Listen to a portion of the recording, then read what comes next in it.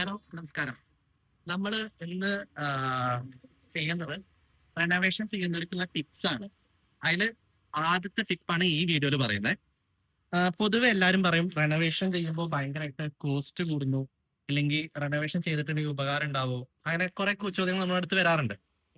ശരിക്കും പറഞ്ഞാൽ നിങ്ങൾ റെനോവേഷൻ ചെയ്യാൻ പോവാണെങ്കിൽ ഫസ്റ്റ് ചെയ്യേണ്ട കാര്യം പ്ലാനിങ് ആണ്. ആ പ്ലാനിങ്ങിൽ ചെയ്യേണ്ട മെയിൻ കാര്യങ്ങളുടെ ലിസ്റ്റ് ഞാൻ ഇപ്പൊ പറയുന്നത്. ടിപ്പ് നമ്പർ 1, നമുക്കൊരു പ്ലാൻ വേണം. റെനോവേഷൻ എന്തിനാ ചെയ്യാൻ പോകുന്നത് എന്നുള്ളൊരു ഐഡിയ വേണം. നമ്മൾ റെനോവേഷൻ ചെയ്തിട്ടുണ്ടെങ്കിൽ വരാൻ പോകുന്ന ഔട്ട്കമ്മിനെ കുറിച്ച് കറക്റ്റ് ധാരണ വേണം. ഇത് നമ്മൾ ചെയ്യുവാണെങ്കിൽ എപ്പോഴും ഒരു പ്രൊഫഷണലിനെ എപ്പോഴും നമ്മൾ കോണ്ടാക്ട് ചെയ്യണം എന്നുള്ളതാണ് നമ്മൾ ഫസ്റ്റ് ചെയ്യേണ്ടത്. എല്ലാവരും ആദ്യമേ ചെയ്യുന്ന ഒരു കാര്യം ചെറിയ ചെറിയ രീതിയിൽ വർക്ക് ചെയ്ത് അത് അവസാനം വരുമ്പോൾ അത് എന്താവുന്നുള്ള ഐഡിയ ഇല്ലാതെ ഒരു വലിയൊരു സംഖ്യ മുടക്കാന്നുള്ളതായിരിക്കും. നമ്മുടെ നെക്സ്റ്റ് വീഡിയോസിൽ ഞാൻ ഇതിന്റെ ഡീറ്റെയിൽ ആയിട്ടുള്ള കാര്യങ്ങൾ ഓരോന്നോരോന്നായിട്ട് പറഞ്ഞു തരാം. ഓക്കെ.